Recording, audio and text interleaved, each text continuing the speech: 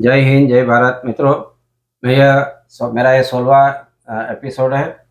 और यह मैंने जनरल नॉलेज के लिए और लीगल अवेयरनेस के लिए मैं इसको बनाता हूँ। मैं Raman Singh Solanki, advocate, Indore high court, आप लोगों के समक्ष उपस्थित हूँ।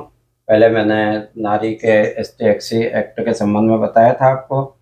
अब मैं ये बताऊंगा कि किस प्रकार से नारी के महिलाओं के द्वारा भी ऐसे रिपोर्ट की जाती है जिस पर से कोर्ट विश्वास करती है तो सजा हो जाती है। पुरुष को, सास ससुर ननंद वगैरह को, पति को, और न्यायालय उन पर विश्वास नहीं करता है तो उनको बरी कर देता है। ऐसे स्थिति में पहले एक कानून था मित्रों, जिसको हम लोग 498 का बोलते थे। इसमें 498 का था। उसमें किसी स्त्री के पति या पत्नी के नातेदार द्वारा उसके प्रति क्रूरता करने के आधार पर उसको सजा होती थी। और अभी जो नया लॉ बना है BNS, उसमें धारा 84 के अंतर्गत ये आया है कि विवाहित महिला को आपराधिक आशय से या विवाहित किसी महिला के पति या पति के नातेदार या उसके प्रति क्रूरता करना, वही वैसा ही है, केवल धारा बदल दी है। तो मित्रों, ये धारा 86 भी इसमें डाली गई है और उसमें बताया गया है कि क्रूरता की परिभाषा दी है कि क्रूरता क्या होता है। तो क्रूरता के अंतर्गत पहले ये परिभाषा, इसमें क्रूरता की परिभाषा नहीं थी।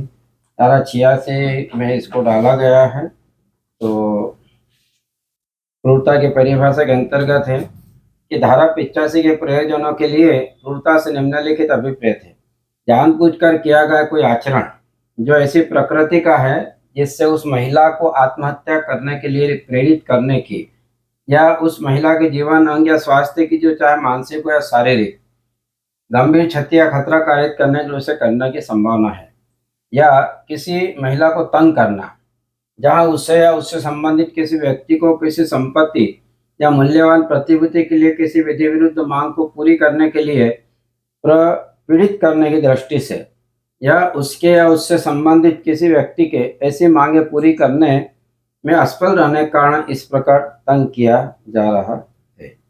इस प्रकार ये दिया। और 85 में यह है कि अगर कोई किसी महिला का पति, नातेदार, रिश्तेदार, ननंद, सास, ससुर, कोई भी अगर उसको प्रति क्रूरता करता है तो उसको कारावास की अवधि 3 वर्ष है और दंडित किया जाएगा और जुर्माने से भी दंडित किया जाने का प्रावधान है। तो मित्रों, ये स्थिति होती है कि अक्सर देखा गया है कि वास्तव में पति और पत्नी के बीच में विवाद होता है, और पति और पत्नी के बीच में विवाद होता है तो पत्नी उसको अक्सर उसको पति को वास्तव में प्रताड़ित भी किया जाता है, तो उसको रिपोर्ट करती है। तो उसके जो माता पिता, भाई बहन होते हैं लड़की के, वो पूरे घर को ही इसमें इन्वॉल्वमेंट उसका कर देते हैं।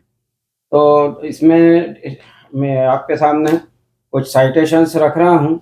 तो दोस्तों, हम पहले बात करेंगे इसके कि स्त्री का PW वीकली नोट जो है 2024 का, उसका वॉल्यूम 2 है, जिसमें धारा 125 के बारे में बताया है कि शैलेश बोपचे वर्सेस अनीता बोपचे का केस है। नोट नंबर 33 है, प्रश्न नंबर 202 है कि विवाह का सबूत नहीं, कि मंदिर में विवाह किया। अब मंदिर में विवाह किया पर उसका कोई सबूत नहीं है। अब ऐसी स्थिति में क्या उसको भरण पोषण खर्च मिलेगा? उस स्त्री तो बिल्कुल लाचार बेचार है, ऐसी स्थिति में वो कोर्ट जाती है तो उसको खर्च मिलेगा या नहीं मिलेगा?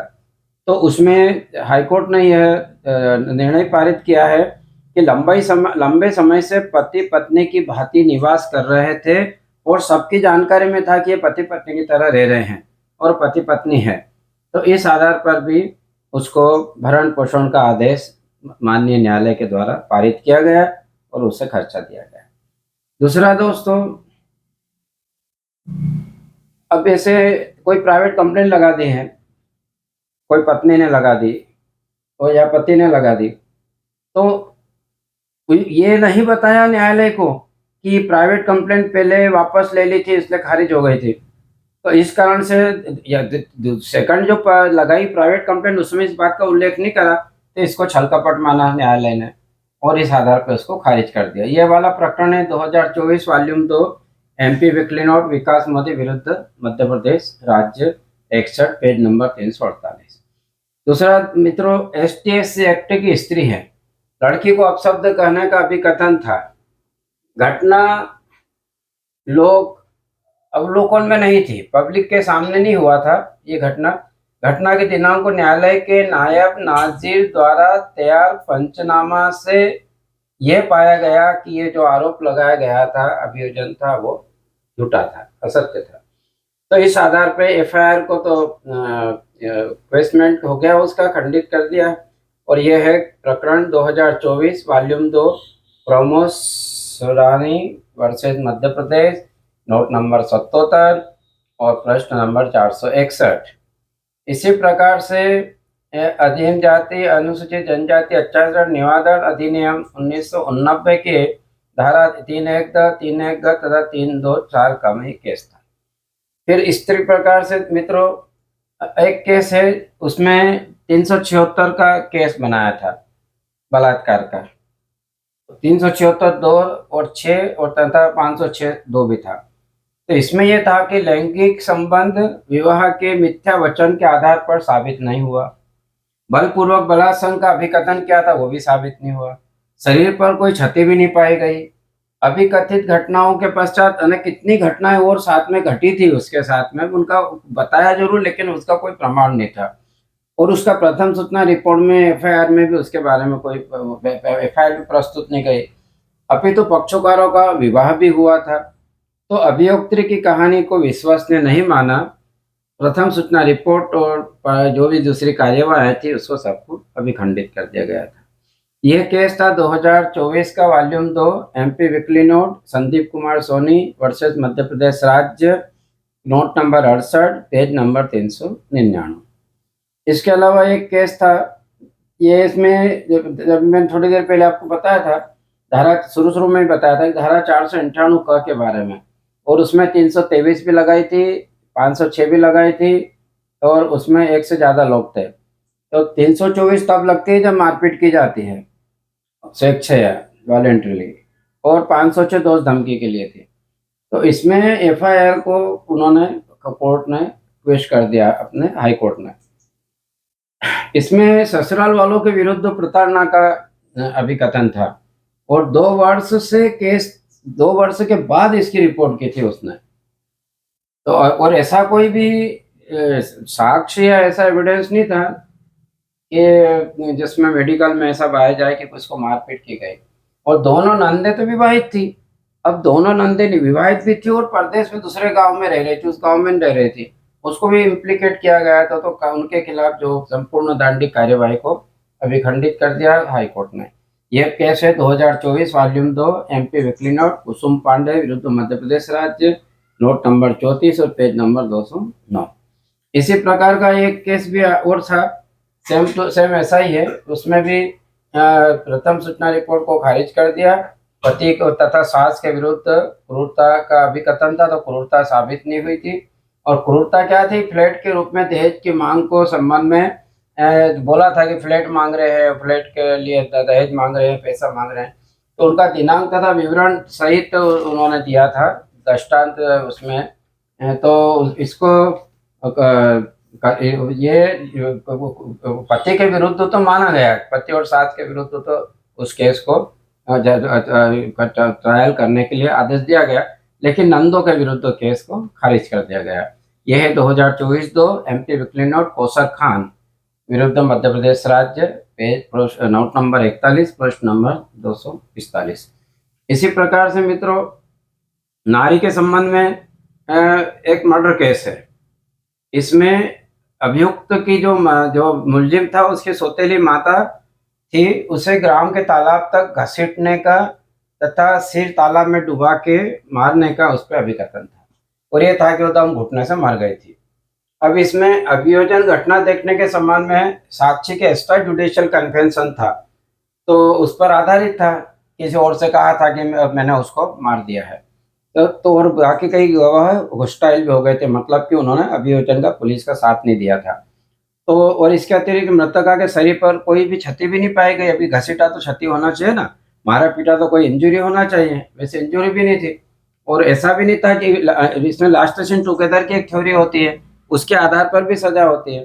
तो लास्ट सीन टुगेदर की थ्योरी भी नहीं थी, अंतिम बार साथ में देखा हो उसके साथ, ऐसी स्थिति भी नहीं थी। तो इसलिए उसको कोर्ट ने बरी कर दिया था। यह है 2024 volume 2 Madhya Pradesh weekly note, रत्न यादव वर्ष छत्तीसगढ़ राज्य का है। इसमें सुप्रीम कोर्ट का ये जजमेंट था।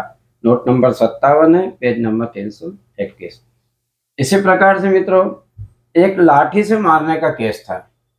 इसमें भी क्या था कि मृतक और उसकी अपीलार्थी जो था, जिसने अपील की थी, उसकी पत्नी के दोनों के बीच में बहुत ज्यादा उग्र विवाद हो गया। और उग्र विवाद होने से वो अपीलार्थी ने क्या करा, उसको अभियुक्त ने क्रोध में मृतक के सिर पर लाठी से सिंगल ब्लो था, एक प्रहार कर दिया। जैसे प्रहार किया तो एफआईआर की रिपोर्ट में उसने उसका आशय नहीं उल्लेखित किया कि क्यों मारा उसको। और लाठी वैसे भी घातक हथियार माना नहीं कोर्ट ने, और ये भी नहीं माना कि पहले से कोई प्लानिंग थी मारने की। तो इसलिए उसको दोष सिद्ध हत्या नहीं माना और उसको आपराधिक मानववध में परिवर्तित कर दिया, और जितने साल वो जेल में रह लिया उतने साल में उसको अंडरगोन कर दिया। अगला दूसरा एक केस है बंधु 306 सुसाइड का, अबेटमेंट का। तो आत्महत्या का दुष्प्रेरण है इसमें। पति ने फांसी लगाकर आत्महत्या की और धन के लिए पति को प्रताड़ित करने का अपीलार्थी के विरुद्ध भी कथन था कि वो अपने पति को धन के लिए प्रताड़ित करती थी। मृतक के साथ अपीलार्थी के दाम्पत्य विवाद भी तथा आत्महत्या करने के मध्य कोई निकट संभव नहीं था। मतलब इसमें यह है कि आत्महत्या करना और उस व्यक्ति ने दुष्प्रेरण किया, उन दोनों के बीच में बहुत निकट कड़ी होना चाहिए, उससे उसको माना जाता है। तो उसने ऐसा कुछ नहीं था, इसलिए उसको सक्रिय भूमिका अथवा सकारात्मक या प्रत्यक्ष कृत्य नहीं होने से यह अभिकथन भी नहीं था कि घटना के पूर्व किसी भी समय उसने मृतक को आत्महत्या करने का सुझाव दिया हो। और कोई अपराध जो 306 के जो भी एलिमेंट्स है वो भी प्रूफ नहीं हुए थे, इसलिए उसको बरी कर दिया, डिस्चार्ज कर दिया था। तो 2024 volume 2 MP weekly note, note number 62, page number 355 है। रोहिणी सुदर्शन गांगुराड़े वर्सेस महाराष्ट्र राज्य। ये उच्चतम न्यायालय का, सुप्रीम कोर्ट का जजमेंट है। और इसके अलावा तो मित्रों, ये मैंने आपके समक्ष रखा। अब अगले एपिसोड में मैं आगे से और आपको बताऊंगा, और इससे संबंध में कि किस प्रकार से स्त्रियों से संबंधित जो प्रकरण है वो आपको बता रहा हूँ। और ये मेरा रमन सिंह सोलंकी, एडवोकेट इंदौर, ये मैंने आपको बताया।